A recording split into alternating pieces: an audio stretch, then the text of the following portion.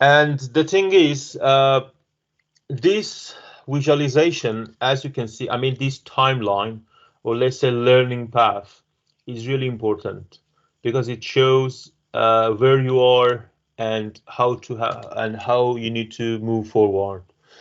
So since we are all doing computing for business, it means we have to work with data, right? If you want to work with any type of business, means you need these skill sets of data processing, data analysis, data collection, data visualization, right? Means anything relevant to data.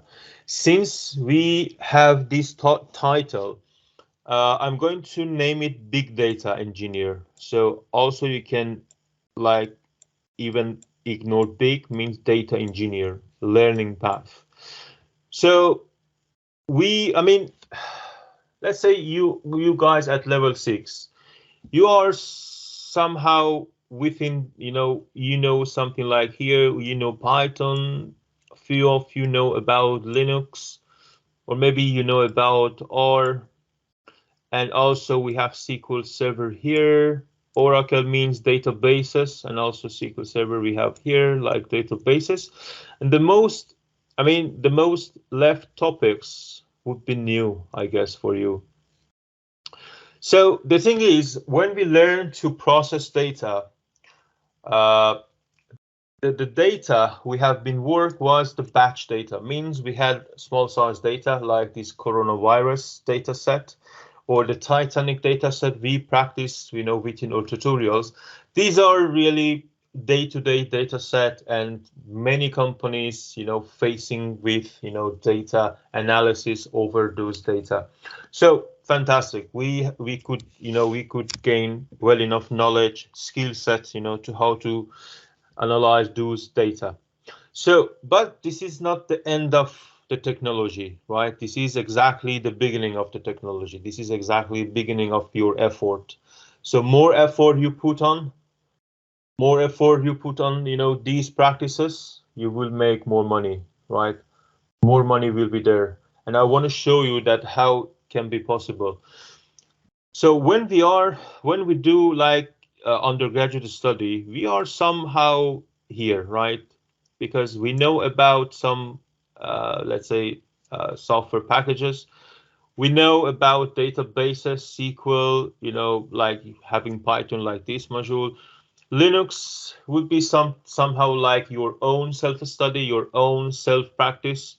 I'm not sure if there is any course on Linux because it's like operating system like Windows. Since you learn Windows by your own, this is also like Windows.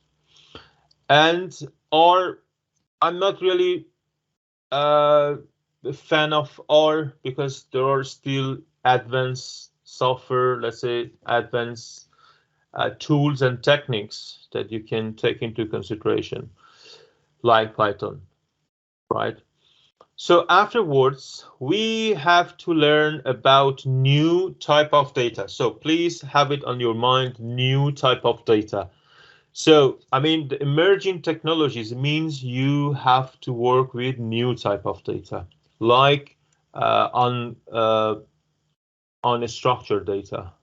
So because these are the things we have been worked with in this module was structured data. So anything relevant to SQL is structured data.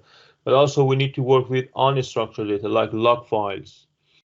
Uh, and log files means there is no pattern. You cannot put them into the rows and columns, right? There is no any patterns to say there are like these are the rows and those are the columns. So there is nothing something like this. So it means we have to learn how to work with them. We call it NoSQL databases like HBase and Cassandra. Really nice and really helpful, let's say, tools. And like if you want to learn these two stuff, like I mean HBase as Cassandra, yeah, it's up to you. You can go through YouTube. There are many videos. You can go through them.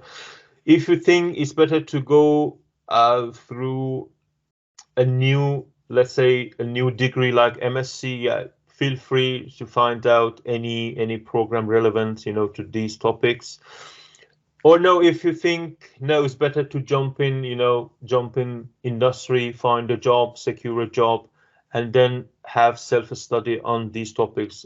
Also, this is, you know, another solution, another strategy you can take.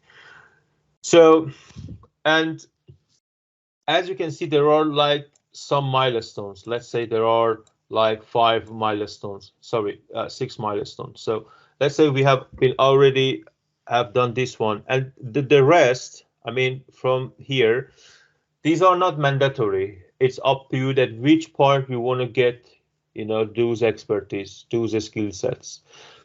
So if you want to learn also unstructured data, you can, you know, go through that. Guys, these are, since we do technology and technology is our degree, let's say, or field of study, this is really endless. This is not like civil engineering. This is not like, you know, accounting. This is not really like, uh, I don't know, let's say construction, that you don't need to be very, to be at the, you know, at the edge of the technology, but the topic, the degree, the field we are working, we are studying, means we are exactly at the edge of the technology. So that's the reason is they are changing, you know, over the time, even over the day. So who knows, tomorrow we will face with new technology like blockchain. So as you can see, blockchain now is everywhere, and let's say within 5 years, these are you know, these learning paths is gonna be changed, you know, in terms of blockchain.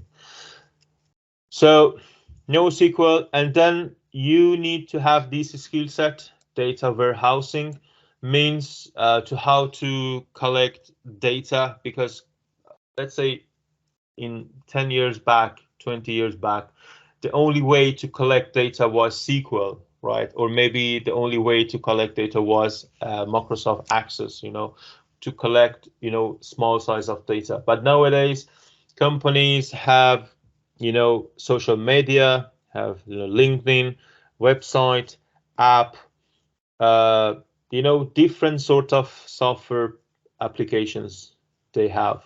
So how to collect those, you know, data all together? You have to think about data warehousing to be able to collect all data into, let's say, into a data center. So this is also another skill set you need to have a look. And then big data framework I want to discuss with him today. What is that? Why we need that? So we have to first of all understand what is big data, right? And what is the difference of big data and data. So this part, this number 5 and cloud, these are well-paid jobs, at least in London. So big data making money more than cloud. So we will go through. And then real-time framework. Real-time framework means these are the new generation of applications. For instance, Uber. So let's say you want to get a taxi. So you have to go to the Uber app, open Uber app. Then you have to, you have to say where are you based on your location, and also you want to say where is your destination, and then this your location plus your destination gonna be collected as a data, as a real-time data, because the data has been generated exactly at real time, the time you want to get taxi, and then you have to send it over to Uber servers, right? And Uber servers get your request, and then it's going to process how many drivers are around you, and they want to give you, the best offer to you, right? And also the best offer to drivers, and the driver is gonna to, accept your journey, and then that's it, gonna to come to you and pick you up, and the rest. So as you can see, guys, this example, data is generating at real time, means at the time you want to hire a taxi, you want to get a taxi. So there is no database, there is no CSV file, there is no, batch file, there is no storage, nothing. Data collecting you have to process and then, drop the irrelevant data. And or let's say once the driver is going to pick you up or once going to drop you off, then the data generated at real time gonna be gone, right? Gonna be dropped because we don't need them. We don't need to keep them because those data we need those data at real time. So can you see, guys, this is a new generation of data. So you need to have this skill set also to see how to work with this new type of applications. And cloud. So cloud. So some people say Azure, some people say Azure or Azure, different pronunciations. But Azure is the right pronunciation, as Microsoft experts said that. They say if you watch any video from Microsoft, they say Azure. So, but I've heard some others say Azure. So whatever, Azure or Azure. This is the cloud service and also Amazon AWS. These are cloud services. So I want to discuss about cloud and big data, over, after these slides. So just keep this learning path on your mind to find out where are you now exactly, and where you want to go, where do you want to reach, right? These are really important, guys. And my personal judgment, or let's say my own experience, is like by having one additional year, like one MSc, you can get well enough skill sets. But you must be very careful if you want to pick up any MSc topic, MSc degree. Please make sure to, go through the program and see every single modules, within that program, and then decide about getting enrolled or ignore. So like we have like the program called MSc Data Science, and you would see, okay, MSc Data Science is going to cover all this stuff together. No, you are wrong. It's not going to be happen. So like if you want to get a skill set of this part, big data, cloud, Spark, you have to go through those programs gonna to cover all these topics together. So be very careful. And next week there will be an event, and my colleagues will give you more information about PG courses. I think PG courses would be like within UEL PG courses and also any UK university. I'm not sure exactly what would be. So, but please make sure to attend. You would get well enough information to decide about your future. And yeah, let's do a start. Let's go through some topics and let's understand. So what is big data? So guys, who knows what is exactly big data? Why we call a data is big? So any comment that what do you think about big data? It's because like an X number, so it could be, up to any decimal point or anything. It's just something like it's not measurable, like quantity, like a lot. Oh, okay. And can you tell me what size of data we can say, okay, this is big data? Can we call like 500 megabyte is big size, or 1 gigabyte is big size? Nah, I think way more. How we can call?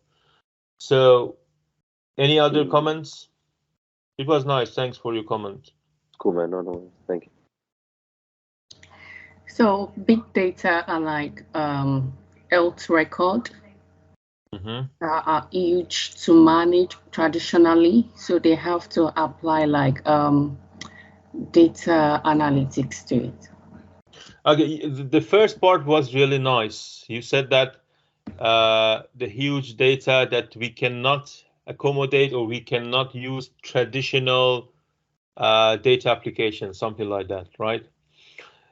So why traditional data application like Excel, let's say Excel, Microsoft Excel, why Microsoft Excel is not capable enough to load 1 gigabyte data or 1 terabyte data?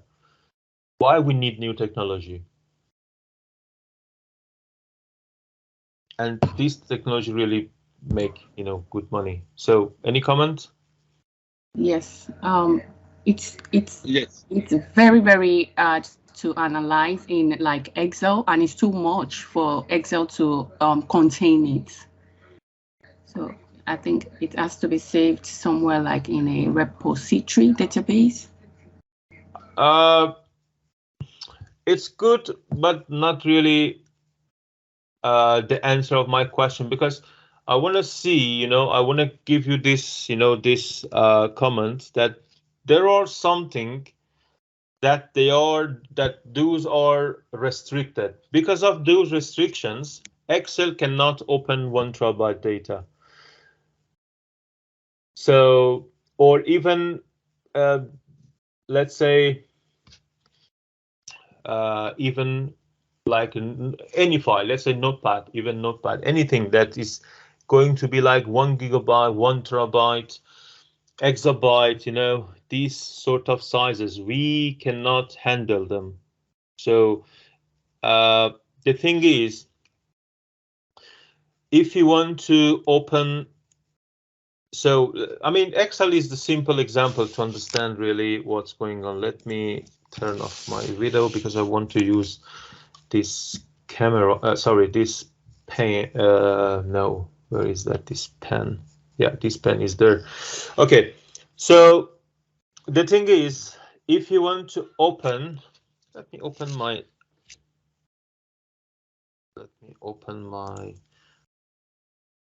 because the concept is important to get it.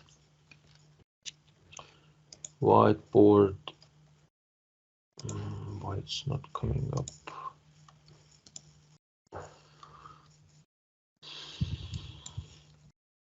Okay, forget. I don't know why my keyboard is not coming up. So I guess it is because of my camera. Okay, leave it, no problem. So I'm going to use here this part. So let's say I have 1 gigabyte data. This is really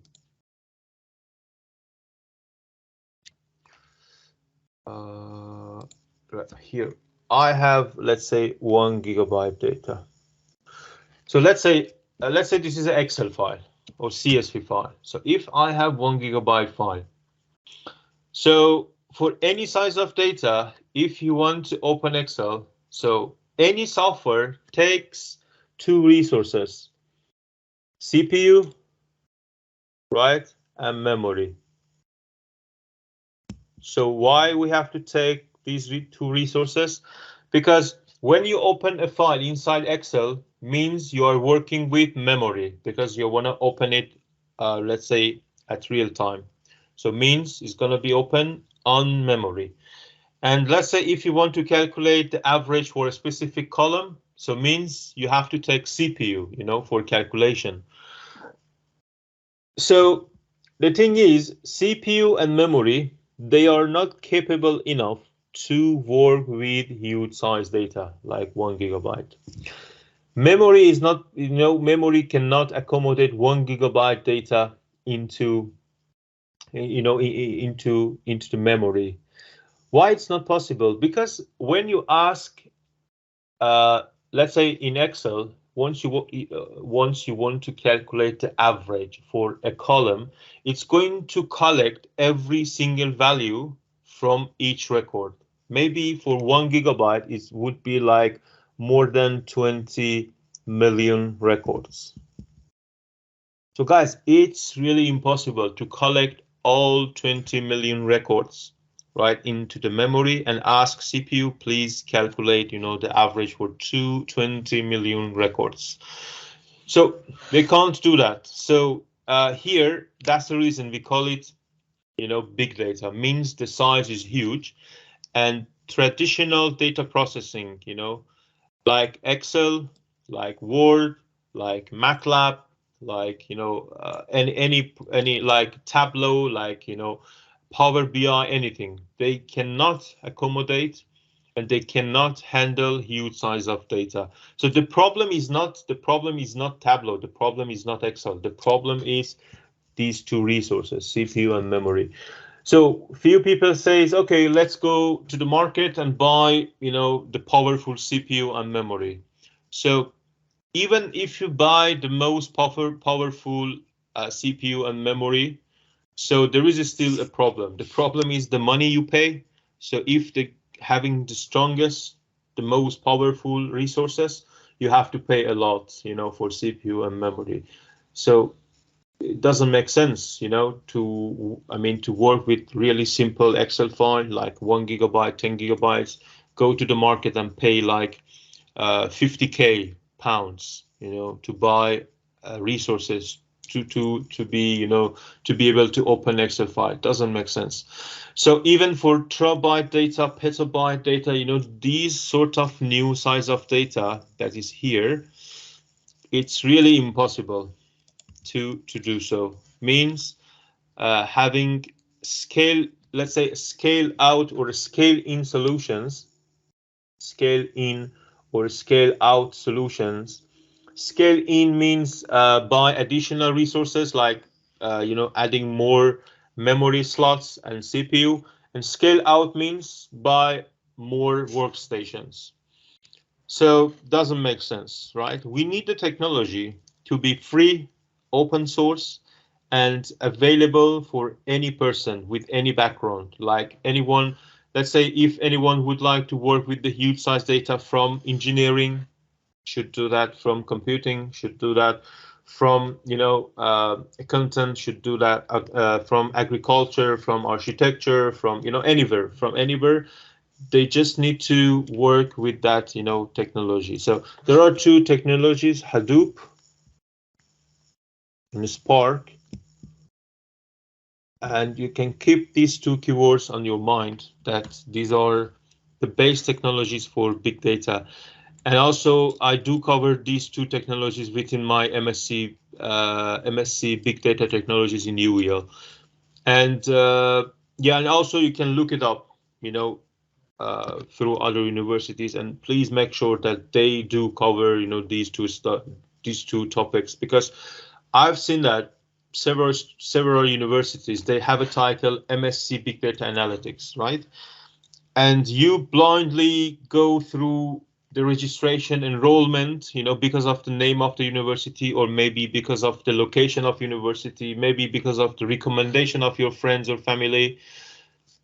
And it's gonna be like blindly, I'm calling blindly enrollment, because if you want to be like conscious to pick the right study, please go through the module specifications, the module list they want to cover, and then you can have the good decision on it.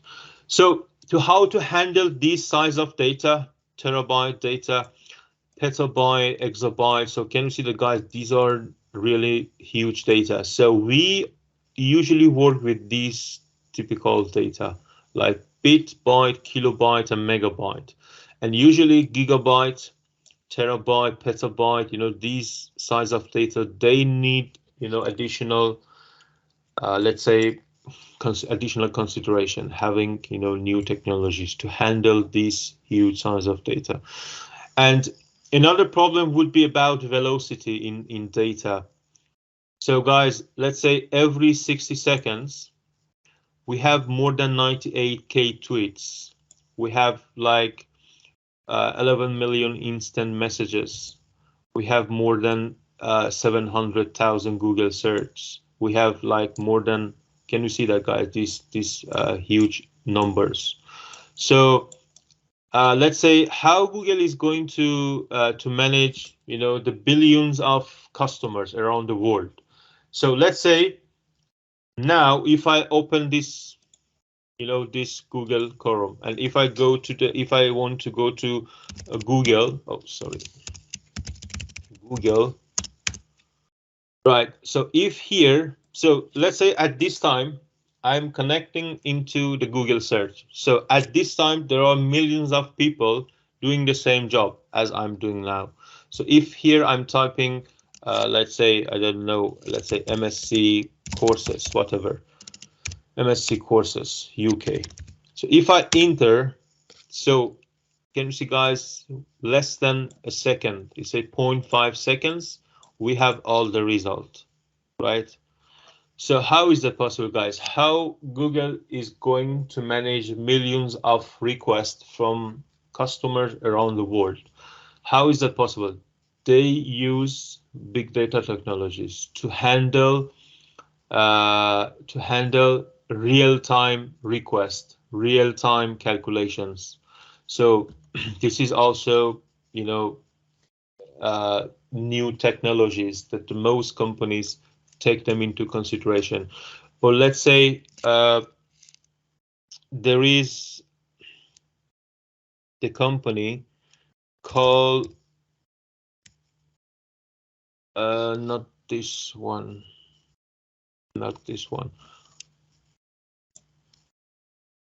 I really forget the name. Wejo. Yeah, Wejo.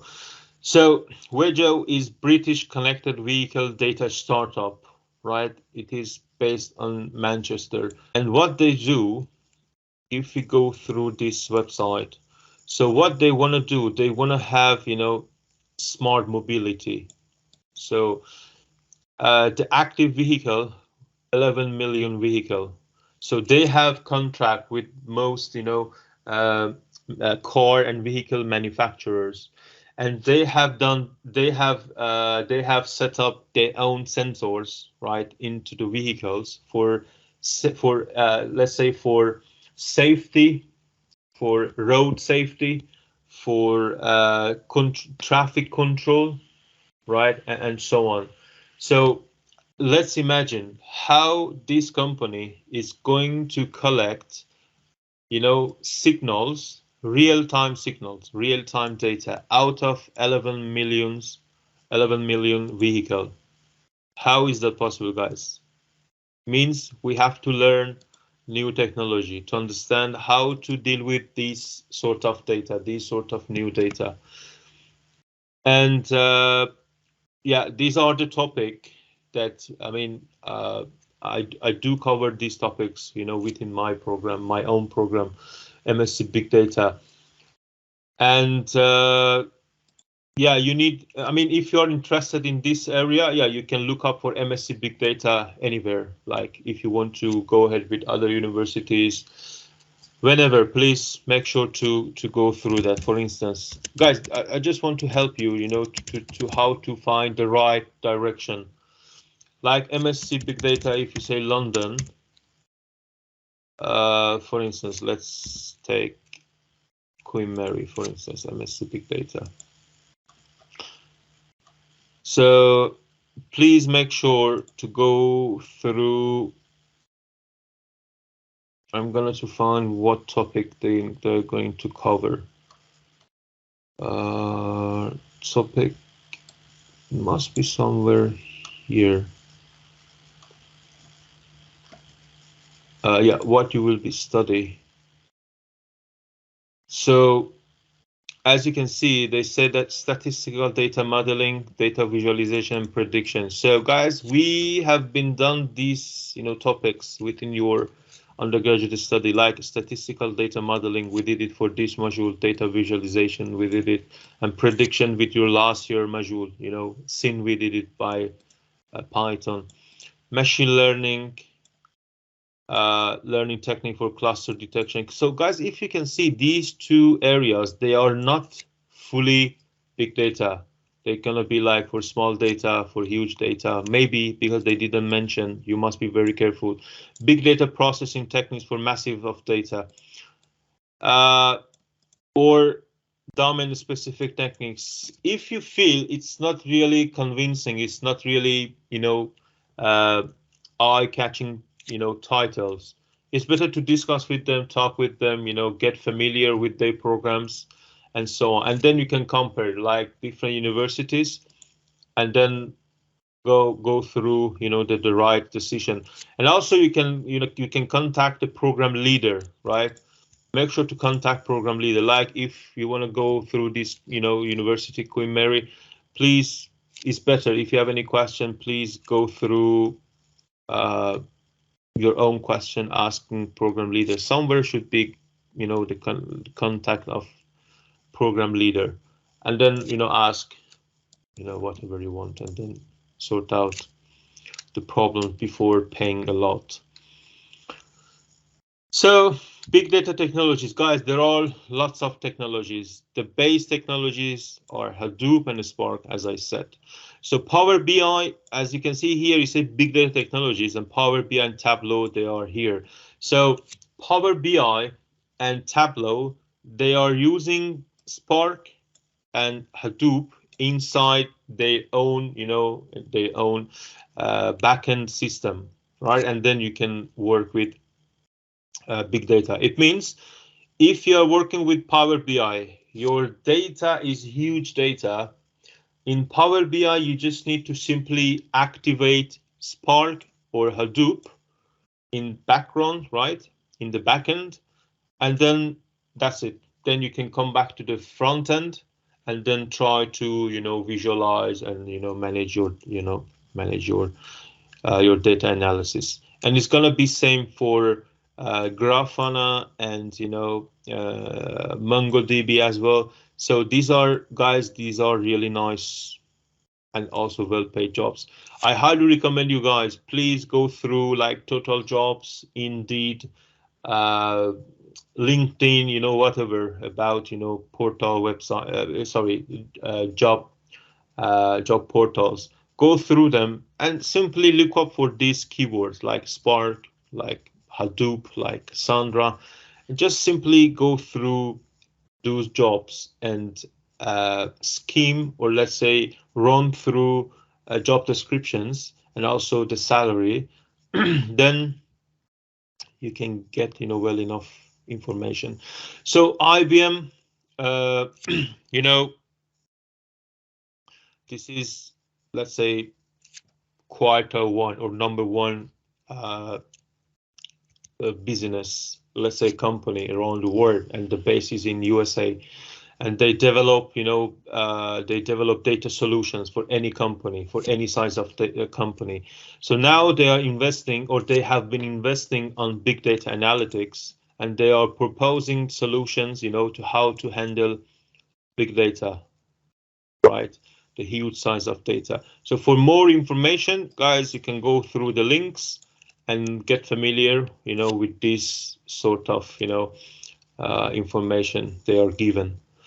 And Microsoft, as I said, Azure is, let's say it can be like, is a platform, or some people say this is technology, some people say it's platform, but I prefer to say platform because technology is big data, right? But as Azure is a platform to get access to those big data systems.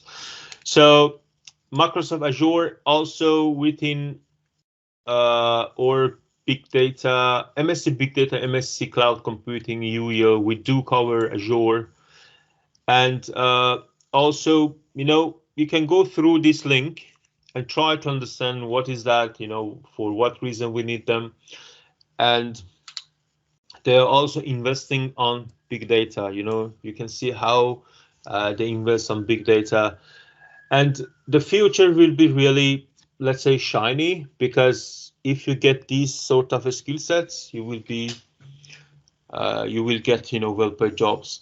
So myself, after let's say, from my bachelor degree to postdoc degree, let's say the whole was like somehow 10 years of study. After 10 years of study, so, and after, let's say, after 10 years, I was working like for 1-2 years with medium scale payment.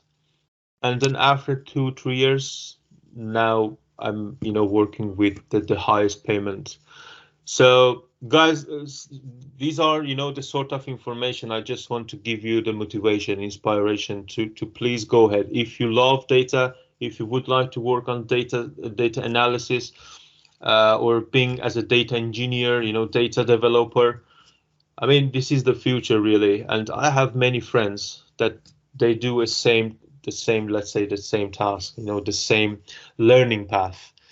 And I have friend, he's doing Java, but having, his skill is on Java for big data analytics. and he's making 75K per year. But after, let's say, his first job was like 30K, like he did Python, he was Python engineer, and then after a while he could find the nice job about big data analytics. Or also I have, many friends from my MSc program.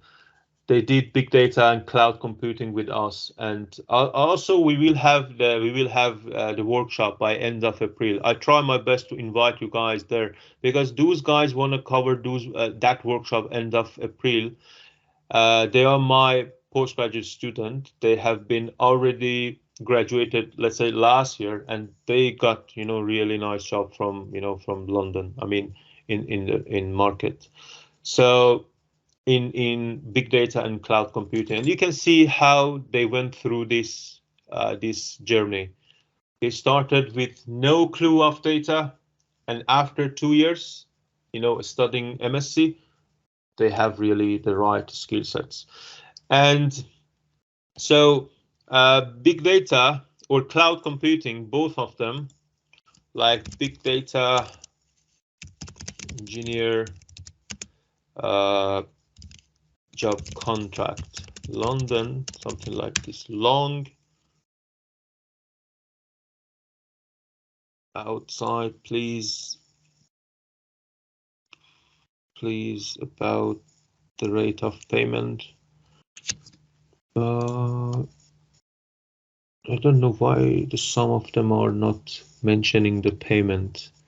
I just want to give you motivation, guys, about. So strong data engineer expert, expert level in Python, SQL. So you have been got this skill set with your undergraduate. Big data technologies, as I said, you need additional experience like 1 year MSc, or cloud like AWS and Azure, and GCP is Google Cloud Platform. And these are three mains of them. And experience with data pipeline. This is data streaming, as I mentioned about Uber, right? The example of Uber. This is exactly streaming processing. So I'm really surprised that why they didn't mention about the day rate. Really surprised. So let me say plus total job.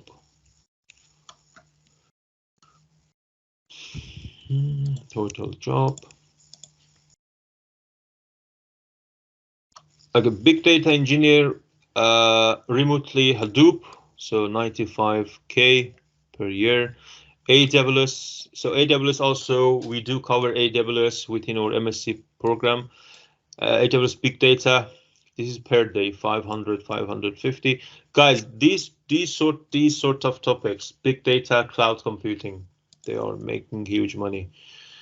So please go through this link, get familiar with them, like JP Morgan, global leader in finance services around the world. Also, they are investing on big data analytics.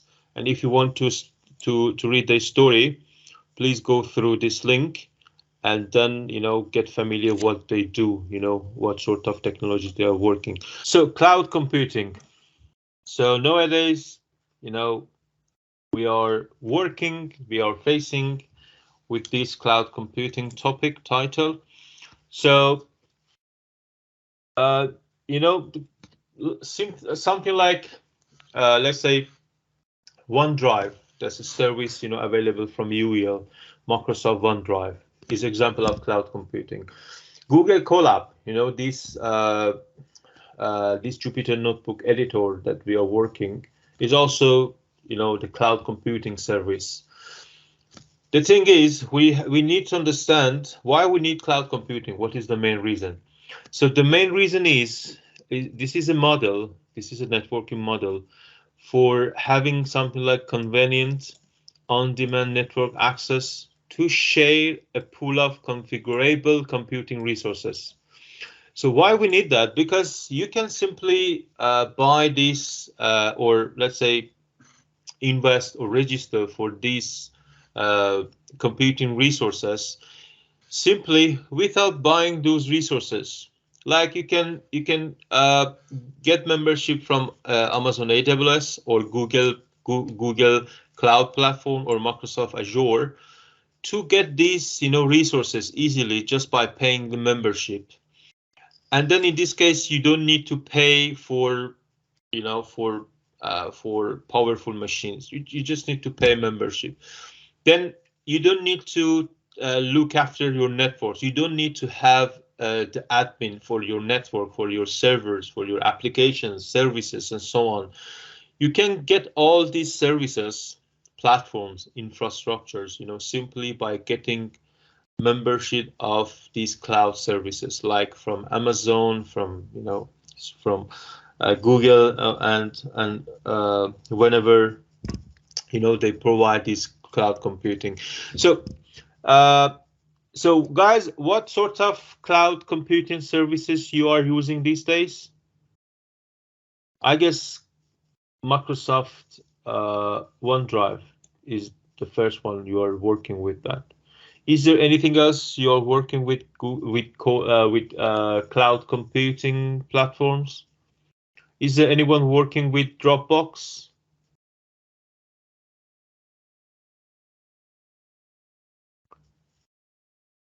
Anyone working on like Google Cloud, or let's say, I guess this one, Dropbox, Google Drive, and where is that OneDrive?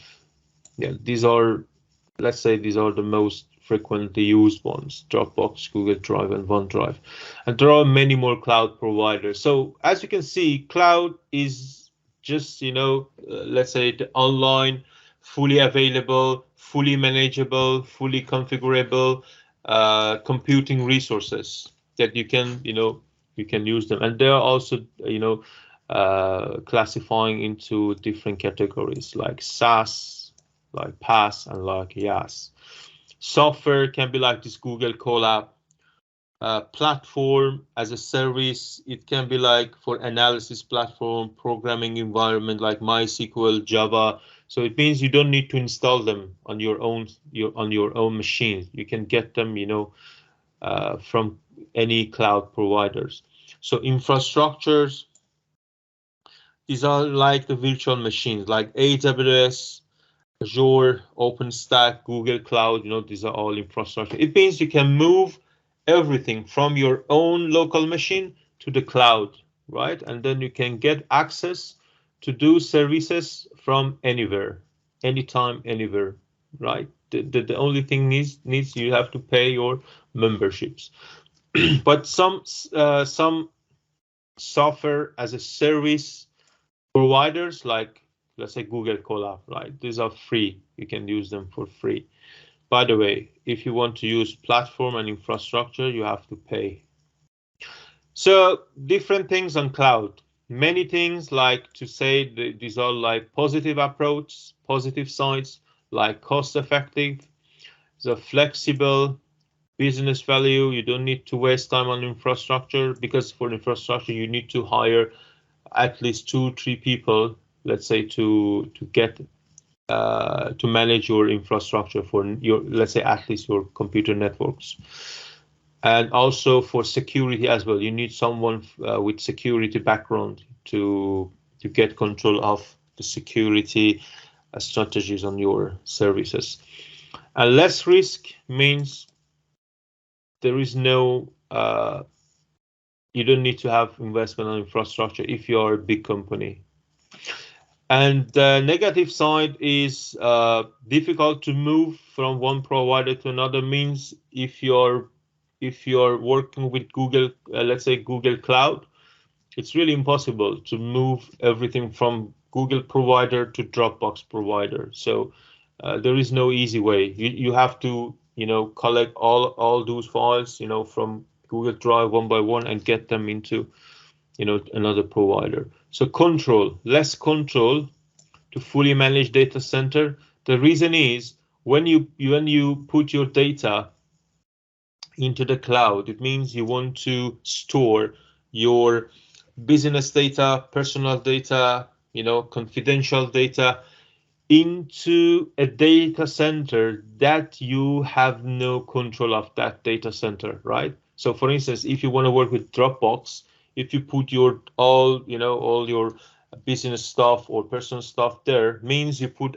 everything into the Dropbox data center.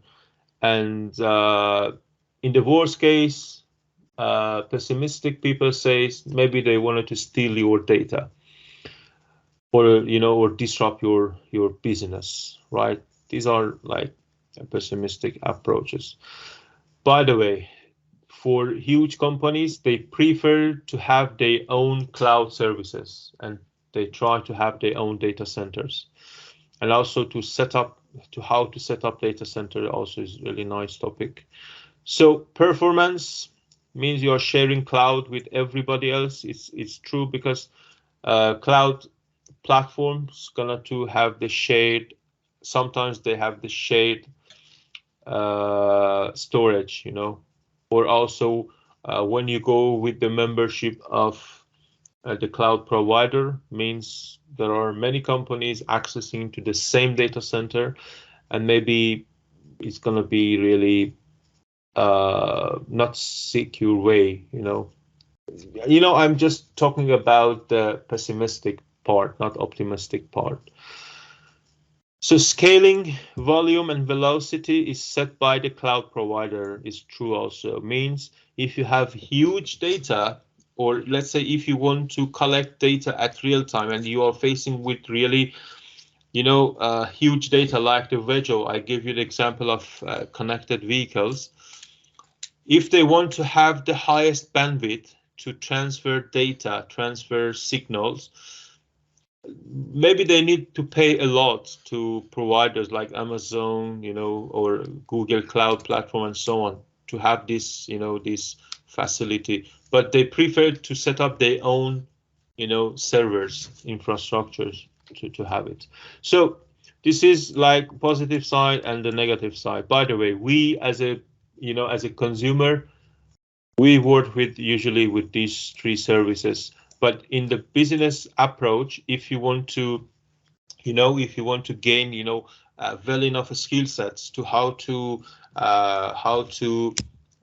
merge big data and cloud, means how to put your huge size of data inside cloud, and then you need to learn like something like Amazon AWS. You need to learn Azure to see how they deal with huge size data and how you can use those services for huge size processing, and also for Google Cloud.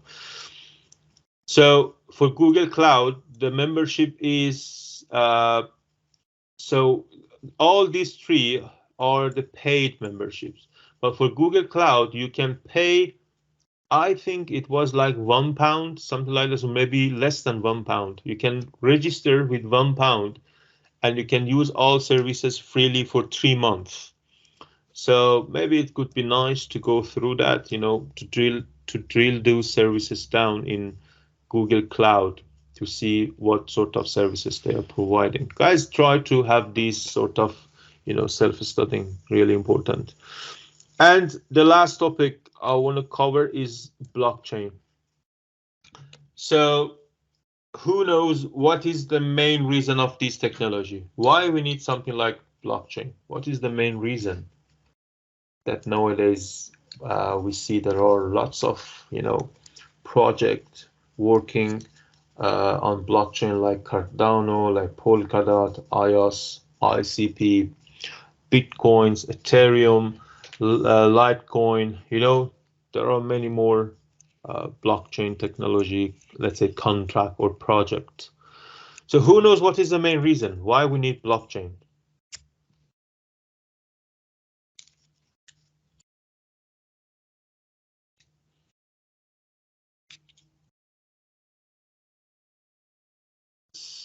Any idea, any comment?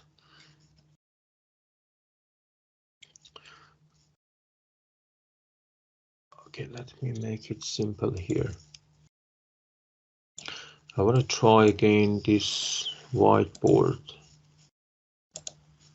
Oh my God, really don't know why.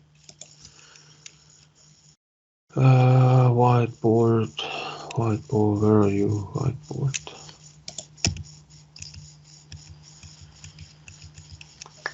No, it's not here.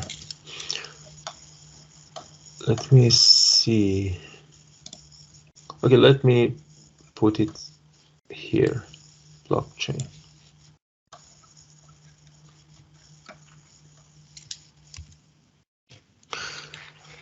Okay, guys. The main reason of blockchain is security, right? The reason is security because before blockchain, we haven't had any solution to secure a network with 100% guarantee. It hasn't been done. And with the, let's say, the maximum policies, the best policies, I mean, the security policies and solutions, if even, Google, the big companies, they are still under attack. There is still no guarantee on security. So let's say like few years back, the technique was like, let's say Microsoft, they put, they all services like email service. Let's say you want to check your email from, Yahoo website. So they put all services, email server, file server, and so on inside the environment we call DMZ, demilitarized zone. So, and then here, these are customers, right? These are, let's say, users that they want to connect to those email file servers to check, their own information. So, and then here they put all, security solutions, like let's say they put firewall,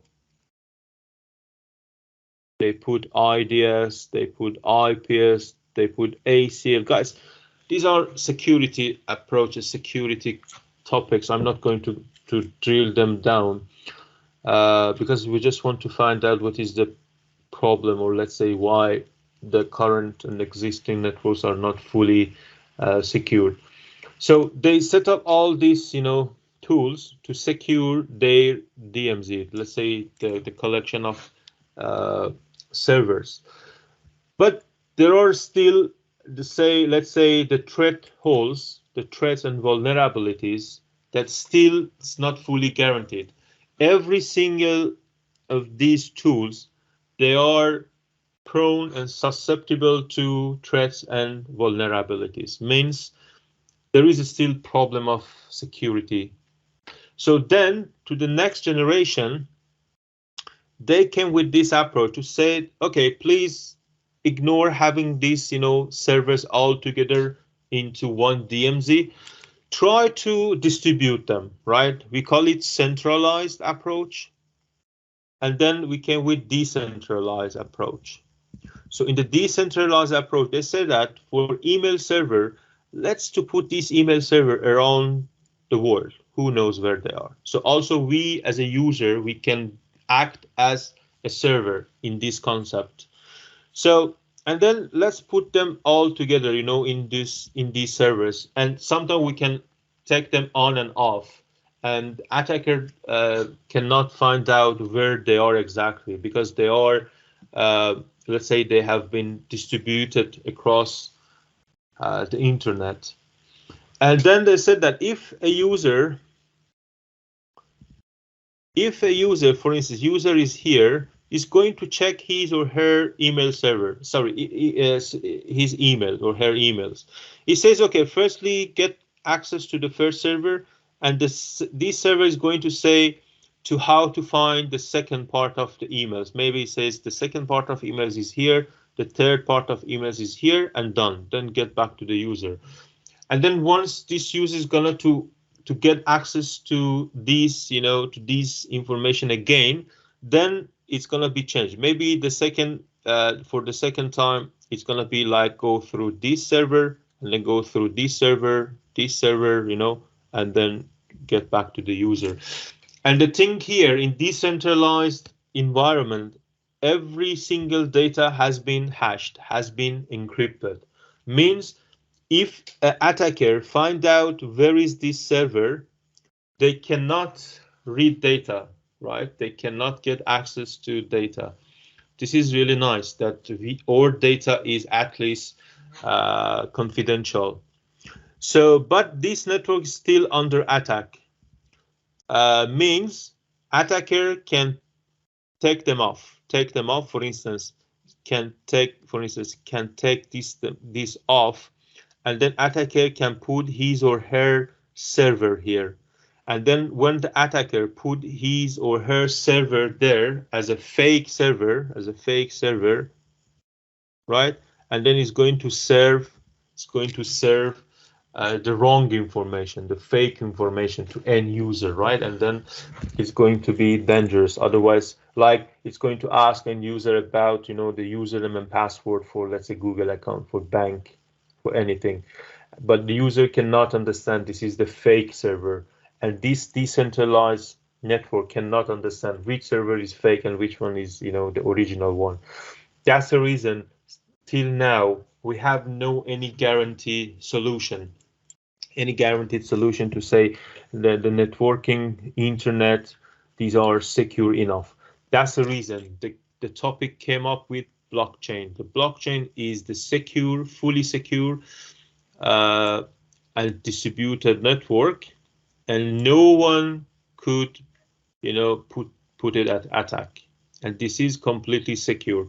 And also there are, different topics. Since this distributed, let's say the Bitcoin network is about, I guess now it has more than 60 gigabyte information inside. Means this, let's say this is a Bitcoin, like distributed network of, these connections. And Bitcoin has more than 60 gigabyte data. So can you see, guys, still huge, 600 gigabytes, I'm wrong, 600 gigabytes. So 600 gigabytes. So guys, 600 gigabytes is really huge, and also is growing, is increasing. So how to deal with these distributed networks that they generate the huge size of data, the data are collecting, gathering at real time, and how to manage with this sort of new data, right? Distributed, huge, and fast. Also, guys, for these topics, you need to have, that skill set of big data to understand, how to deal with these things. So how to set up this distributed network? Like you have to set up this distributed network or create a node. So each node we call smart contract, right? For the network here, we said this is the server. For this one, we said that these are distributed servers, right? But in blockchain, we never call them server. We call them smart contracts because we have to generate the secure contracts. So those contracts would be relevant, to these servers.